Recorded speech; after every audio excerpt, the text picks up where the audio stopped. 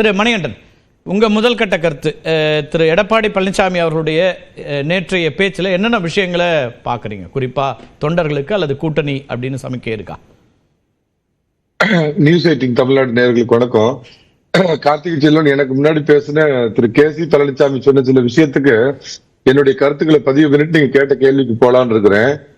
அதிமுக மாதிரி ஒரு பெரிய இயக்கத்திற்கு சீனியாரிட்டி மட்டுமே ஒரு தகுதி அப்படின்னு பாத்தீங்கன்னா பொன்னையன் இருக்கிறாரு, திரு செங்கோட்டையன் இருக்கிறாங்க. அதனால சீனியாரிட்டி மட்டுமே ஒரு தகுதி அப்படிங்கிறது கிடையாதுங்க. அதே மாதிரி திரு கேசி பழனிசாமி இப்ப ஒப்புதல் வாக்குமூலம் ஒண்ணு சொல்லியிருக்கிறாரு. ஒரு இணைப்புக்கு நாங்க முயற்சி பண்ணங்கிறப்ப திரு கேசி பழனிசாமி அதிமுகவில் என்ன பொறுப்புல இருந்தாருன்னு எனக்கு தெரியல. பட் இருந்தாலும் அவர் சொல்றதை நான் நம்புறேன். ஆனா எத்தனை முறை திரு பன்னீர்செல்வம் தவறுகளை திரும்ப திரும்ப மன்னித்து திரு எடப்பாடி பழனிசாமி ஏற்றுக்கொள்வாருங்கிற கேள்வி இருக்குல்ல. ஒரு முறைதான் மன்னிச்சாரு. அதுல அதிமுக அம்மா அமைத்து கொடுத்து அதிமுக ஆட்சி கவிழ்ந்து போயிடக்கூடாது, ஆட்சியை காப்பாற்றுவதற்கான தேவை இருந்தது. அதனால ஓ பன்னீர்செல்வம் அவரோடு இருக்கக்கூடிய சட்டமன்ற உறுப்பினர்களை அழைச்சிட்டு வர சொன்னாரு அப்படிங்கிறார். மன்னிப்பு கேட்கல. அன்னைக்கு ஓபிஎஸ் எங்க மன்னிப்பு கேட்கிறாரு அல்லது அவர் எங்க மன்னிப்பு கொடுத்தார்? அந்த மன்னிப்புங்கிற வார்த்தைகளா இல்ல, அன்னைக்கு தேவை இருந்தது அழைத்தார் அப்படிங்கிறார் அவரு. அப்படி அழைச்சிங்களே நாங்கெல்லாம் இருந்தோமே சுட்டி காட்டுறாரு. அந்த கேசி பழனிசாமி குறிப்பிடுறப்ப அப்படி சொன்னாரு. அதாவது அப்ப இன்னைக்கு கட்சி நலன் வேண்டாம் திரு எடப்பாடி பழனிசாமி நினைக்கிறாரா? ஒரு மனிதர் ஒரு முறை கட்சிக்கு எதிரான ஒரு விஷயத்தை செஞ்சா அதை கடந்து போகலாம், தனிப்பட்ட முறையில சுட்டி காட்டலாம். இதையே தொடர்ச்சியா பண்றப்ப வேண்டாம் அப்படிங்கிறது பொதுக்குழுவும் தொண்டர்களும் எடுத்த முடிவுங்க. திரு எடப்பாடி சீனியாரிட்டி பத்தி குறிப்பிட்டப்ப அங்க இப்ப அதை பத்தி பேச வேண்டிய அவசியம் என்ன இருக்கு? இப்ப நீங்க அவர் ஓபிஎஸ் அவர்களோடு தன்னை ஒப்பிட்டு சீனியர் அப்படின்னு சொல்லலாம். ஆனா கட்சியில இன்னைக்கு திரு செம்மலை அந்த மாவட்டத்திலே இருக்கக்கூடியவரா இருக்கலாம் அல்லது திரு செங்கோட்டையனா இருக்கலாம். எல்லாருமே இப்ப அவரு திரு கேசிபியும் சொல்றாரு, எல்லாருமே சீனியர்ஸ் தானே. இப்ப அந்த நீங்க சொல்ற மாதிரி திரு பொன்னையன் இன்னும் உட்பட பல சீனியர்ஸ் இருப்பாங்க. சீனியாரிட்டி அப்படிங்கிறது ஒரு பிரதானமான ஒரு விஷயமா இருக்க முடியாதுல்ல. அதை குறிப்பிட்டு ஏன் பேசியிருக்காரு நினைக்கிறீங்க? தேனியில இருக்கிற துரோகிக்கு தேனி மாதிரி கொட்டணும் அப்படிங்கிறதுக்காக அவரு அந்த இடத்துல கணக்குல எடுத்து அவர் பேசுனதா தான் நான் நினைக்கிறேங்க. மற்றபடி மற்ற சீனியர்களை அவர் மனசுல வச்சு பேசுன மாதிரி நான் நினைக்கல கார்த்திகை செல்வன். ரெண்டாவது ஒரு விஷயம், அதிமுக ஒரு மூழ்கும் கப்பல் அல்லன்னு திரு எடப்பாடி அவர்கள் சொன்ன கூற்று நான் மறுக்கிறேன். அதிமுக மூழ்கும் கப்பல் தான், அது சந்தேகமே இல்லை. நான் இன்னொரு முறை சொல்றேன், அதிமுக மூழ்கும் கப்பல் தான். என்ன விஷயம்னா நீர்மூழ்கி கப்பல். அதாவது சப்மரின் கீழே போய் எப்ப எந்த இடத்துல எந்திரிக்கும் அப்படிங்கிற மாதிரி ஒரு எழுச்சி அதிமுக வெகு விரைவில் வரப்போடுங்க. நீங்க கேட்டிருந்த இந்த தலைப்பை ஒட்டி வரங்க. இன்னும் என்ன பொறுத்து எனக்கு தெரிஞ்ச வரைக்கும் கூட்டணிக்கான வியூகமே எதுவும் அதிமுகவில் வகுக்கப்படவில்லை. கட்சியை பலப்படுத்துற விஷயத்தை தான் பண்ணிருக்காரு. அதோட முதல் நிகழ்ச்சி தான் தேனியில போய் இந்த துரோகிக்கு தேனியா கொட்டிட்டு வந்திருக்கிறாரு. இந்த மாத இறுதியில் பாத்தீங்கன்னா தமிழகம் தோறும் சுற்றுப்பயணம் தொடங்க போறார் அப்படிங்கிறது முதல் விஷயங்க. கல்யாணமே இன்னும் முடிவாகாத போது காது குத்துக்கு எப்படி சொந்தக்காரங்களை அழைக்க முடியும்? அந்த மாதிரி ஒரு நிலைப்பாடு இருக்குதுங்க.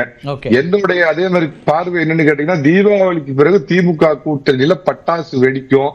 பொங்கலுக்கு அப்புறம் அதிமுக கூட்டு பொங்கல் வைக்கிறதுக்கு வாய்ப்புகள் இருக்கிறதா நான் நினைக்கிறேங்க.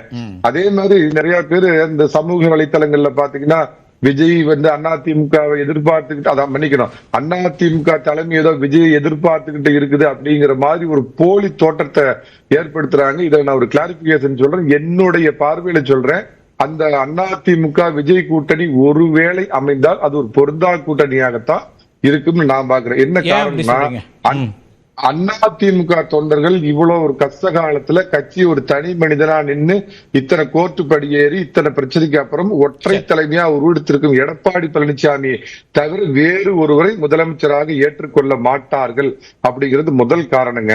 அதிமுக எந்த காலத்திலையும் இந்த ஆட்சியில் பங்கு, அதிகாரத்தில் பங்கு, துணை முதலமைச்சர் 4 அமைச்சர் கொடுக்கிறோம் அப்படிங்கிற விஷயத்துல அதிமுக நிச்சயமா தன்னுடைய அம்மா காலத்தில் என்ன நிலைப்பாட்டில் இருந்ததோ அதே நிலைப்பாட்டை தான் கொண்டிருக்கும். அன்னைக்கு ஒரு மிகப்பெரிய சக்தியா இருந்த விஜயகாந்த் அவர்களுக்கு அவருடைய உயரம் அறிந்து சீட்டு ஒதுக்கப்பட்டது அப்படிங்கறதை சொல்ல விரும்புறேங்க.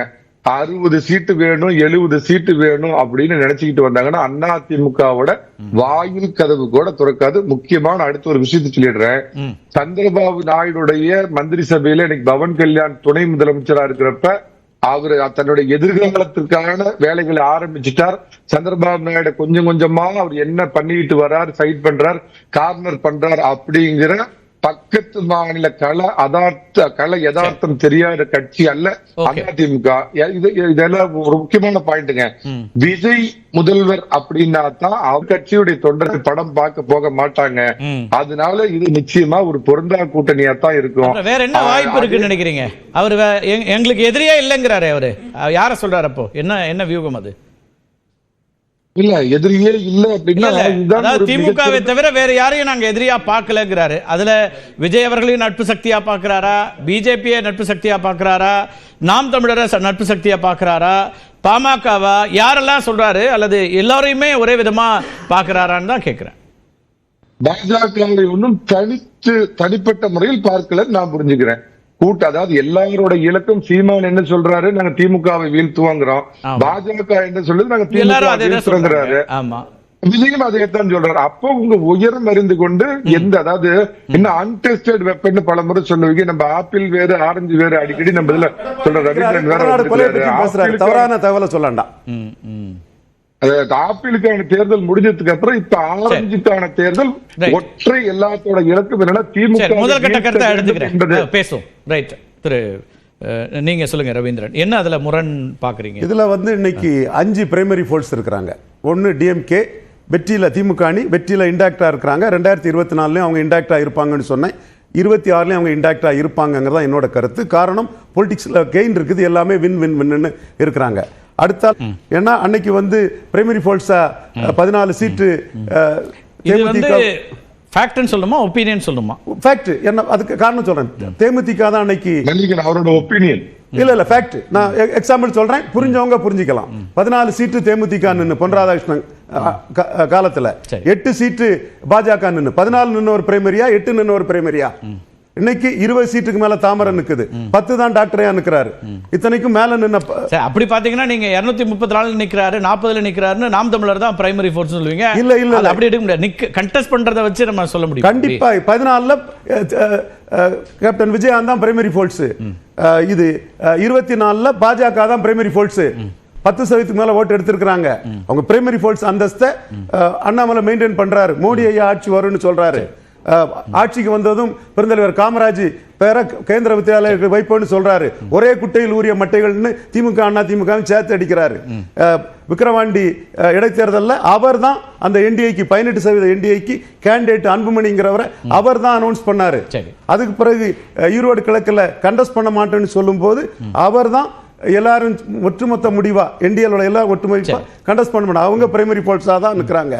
அடுத்து சீமான் நான் அதை சொல்ல விரும்பல, அவருக்காக சொல்றேன்.